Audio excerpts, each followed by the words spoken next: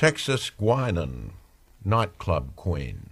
A new industry began one night in 1924 when a brassy, gravel-throated blonde ex-chorus girl named Texas Guinan opened the first of the modern nightclubs in an old warehouse in New York. She was financed by a notorious racketeer who had hordes of steerers ranging the town to lure in customers. However, it was not that or the flowing prohibition liquor available that made the place a gold mine and a city landmark. It was the loud, raucous personality of the owner. People flocked in, even though she cheerfully told them they were being robbed, and greeted each with a familiar and famous jibe, "Hello, sucker!" All through the Prohibition era, Texas Guinan was one of the best-known personalities in America. As soon as police and Prohibition officials closed one of her drinking dives, she opened another under a new name at another address. She made $700,000 in 1 year, but the never-ending war with the government finally put her out of business, broke. Texas Guinan was born in the mid-1880s on her parents' small ranch near Waco, Texas, which she dismissed as a sucker town. Her parents were Michael and Bessie Guinan, immigrants from Dublin. At 14, the tomboy Texas ran away from home to star in a wild bronco act with a circus. She worked herself up to star rating as a gun girl in 2 real silent film westerns being made in New York before World War I.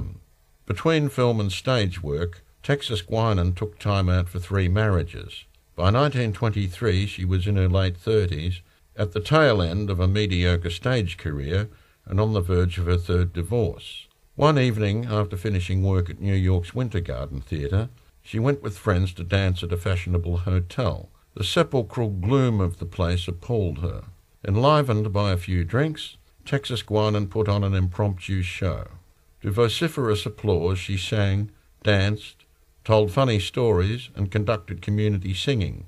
When she finished, tired but triumphant, even the blasé members of the band crowded round with congratulations. Before she went home, Texas Guinan was engaged at the biggest salary she had ever earned, to do the same thing every night. Soon afterwards, Texas Guinan met and was courted by the famous underworld chief Larry Fay. Rising from the ranks of cheap hoodlums in 1911, Fay organised the first taxicab monopoly in New York. He employed permanent strong-arm men to crush competitors. Fay's thugs would hire a rival cab and give a destination up some dark street or alley. Then they would beat up the defenceless driver and wreck the vehicle.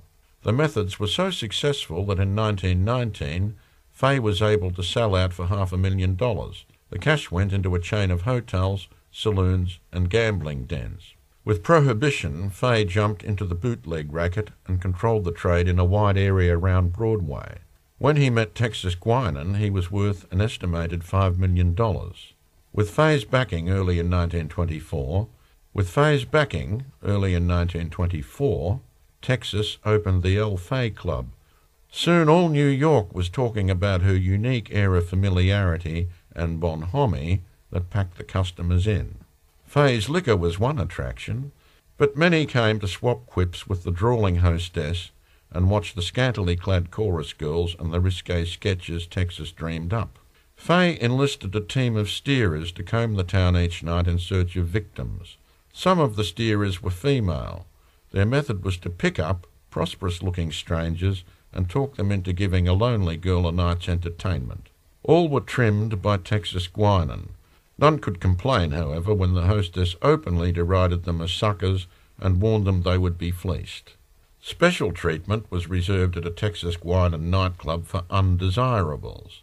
The term covered customers who kept too careful a hold of their purse strings and who tried to slip out without paying or gave a bogus cheque, and those who made complaints about the bill. One form of special treatment was administering a Mickey Fin, consisting of a white powder dropped in the victim's drink. It acted as a powerful stomach irritant. Within minutes the victim turned deadly pale and staggered off to the washroom. Bouncers followed the man out.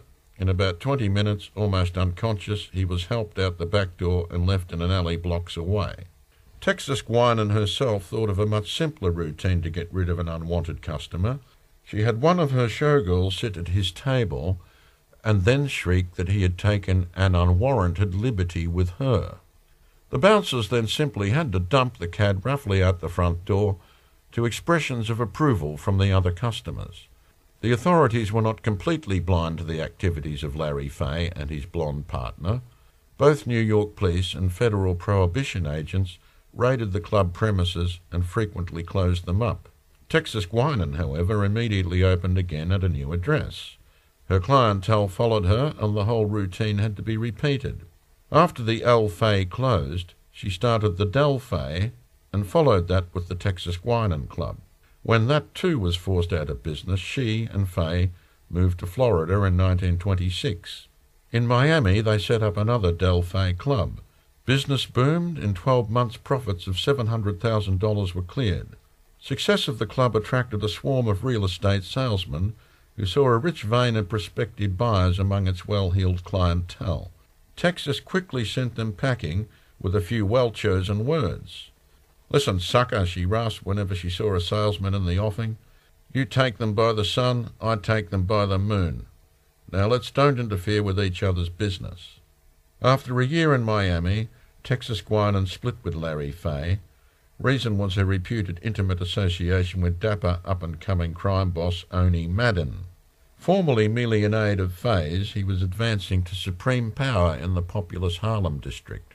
Both men died as they lived, by the gun. Fay first in 1932. With her share of the Miami profits, Texas returned to New York to open a nightclub on her own. The authorities, however, were ready and closed her up almost as soon as she had opened. The nightclub business remained profitable when she could operate, but each time she was closed, she lost all the capital she had spent on fixtures, fittings, stock, and decorations. She struggled hard for several years. She struggled hard for several years with the 300 Club, the Club Intime, the Club Argonaut, and half a dozen others. One of her favourite expressions when introducing one of the performers in her floor show was an exhortation to the customers to give this little girl a great big hand. Federal agents who arrested Texas in their frequent raids liked to infuriate her with the remark, "Now give this little girl a great big handcuff." Eventually, Texas Guinan realised she could not fight the U.S. government and gave up the struggle. She had no money left from her nightclub enterprises, but her name was famous. She proceeded to cash in on it. In 1929, she starred at an astronomical figure in 2 films, Queen of the Nightclubs and Broadway Through a Keyhole. Next year, she put on her own Broadway revue, Padlocks, cleverly satirising the attentions of the prohibition agents. It cleared her nearly $250,000.